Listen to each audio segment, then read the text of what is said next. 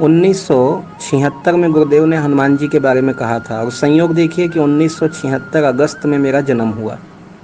8 अगस्त को मेरा जन्म हुआ है, और वही 1976 के अप्रैल मई में जो अभी हम हनुमान जी का दर्शन पाटेश्वर धाम में करते हैं, जिनकी मैं फ़ोटोज़ भी आपको भेजता हूँ, वो श्री हनुमान जी की को यहाँ पे लाया गया।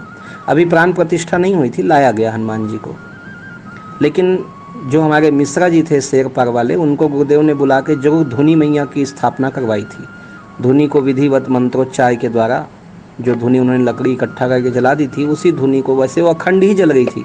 जिस दिन गुरुदेव यहाँ आके बैठे तब से आज तक वो धुनी अखंड ही है, लेकिन उसे विधिवत और अग्नि स्थापना उसमें करवाया गया था। तो इस तरह 1976 का वो पहला बरसात गुरुदेव, और ऐसा कहते हैं कुछ भी नहीं था, पूरा बरसात गुरुदेव भींगते थे। रात को भी बारिश हो जाती थी तो गुरुदेव बैठे रहते पूरा भींगते हुए। धुनी के ऊपर एक छोटा सा टीना, तेल का टीना जो होता है, उसको काट के बनाया गया था, वो ढक देते थे, लेकिन धुनी के चारों तरफ का भस्म जो है वो भीगता नहीं था, और धुनी मैया सुरक्षित रहती थी। गुरुदेव भीग जाते थे, फिर धुनी को तेज करके सुखा लिया करते थे। ऐसी कठिन तपस्या गुरुदेव की चल रही थी। आइए मैं संस्मरण को थोड़ा गतांग से आगे बढ़ाता हूँ। पूज्य गुरुदेव भगवान, 1975 की बात चल रही है, जब गुरुदेव भगवान पाटेश्वर धाम पहुँचे। पाटेश्वर धाम में निरव शांति थी।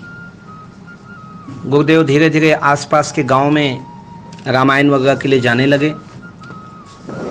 उस समय 1-2 गांव ऐसे थे जहां गुरुदेव का लगातार आना जाना होता था। अरमा-गोंदी गांव, कोड़ेकसा, सामने जहां से हम लोग अभी आते हैं और जहां नंदीशाला का निर्माण हुआ है, बड़े जुंगेरा भंडारी टोला, वो गांव को तो पता ही नहीं था कि यहाँ कोई संत हैं। उस समय सड़कें भी नहीं थी, साधन नहीं था कि लोग मोबाइल फ़ोन से एक दूसरे को बता सकें या कहीं जा कर के लोगों को कह सकें। बड़े मुश्किल से साइकिलें होती थी गांव में, ये स्थिति थी उस समय इस क्षेत्र में। डोंडी लोहारा जाने के लिए कोई बस नहीं, कोई साधन नहीं। गुरुदेव पैदल ही जाते थे, और रास्ता था नहीं, पगडंडी ही थी, पहाड़ को लांघे बिना जा नहीं सकते थे, क्योंकि पाटेश्वर धाम का जो स्वरूप है वो प्राकृतिक रूप से भगवान शंकर का शिवलिंग है, और इतना बड़ा शिवलिंग है कि 16 किलोमीटर लंबा चौड़ा शिवलिंग। यदि इसको हेलीकॉप्टर से देखा जाए, हमने ड्रोन कैमरे से इसको देखा है, हेलीकॉप्टर से इसको देखा जाए, मैं श्रीमती वीणा देवी सिंह जब मुझे लेने आई थी हेलीकॉप्टर से 7 साल पहले, तो मैंने मैया से निवेदन किया था कि एक बार मुझे ऊपर से पाटेश्वर धाम को देखना है। तो मैंने देखा था ये शिव जी की जलहरी जैसे होती है, वैसा ही चारों तरफ ये दीवार घिरा हुआ है 1200 फीट ऊंचा, और एक ही रास्ता है जहाँ से नाले का पानी भी निकलता है और लोग भी वहीं से आते हैं। और साथ ही जहाँ पर आश्रम है वो टीला है बीच में। मैंने बताया था आपको कल कि गुरुदेव जल से दूर हट कर 100 मीटर दूर हट के एक छोटे से टीला पर चढ़े। तो ये टीला नहीं, यही शिवलिंग है, और ये पूरी पहाड़ी परकोटा घिरा हुआ है, ये जलहरी के रूप में है। तो इस तरह से ये बिल्कुल शिव जी का स्वरूप इस पहाड़ी का है। तो गुरुदेव पैदल ही लांघ करके जाते थे। अभी भी आश्रम में सड़क तो बन गया है, पक्की रोड है, लेकिन पक्की रोड ऐसा है कि एक ही तरफ से आप आ सकते हैं, बाकी दूसरे जगह से आपको पैदल ही जाना होगा, पहाड़ को लांघ के जाना होगा। गुरुदेव जब रामचरितमानस की कथा करते थे तो एक हारमोनियम लेते थे और सीताराम कीर्तन से शुरुआत करते थे।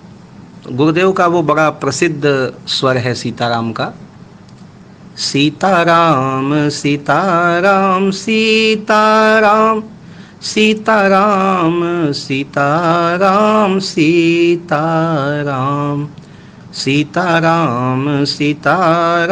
सीताराम सीताराम सीताराम सीताराम।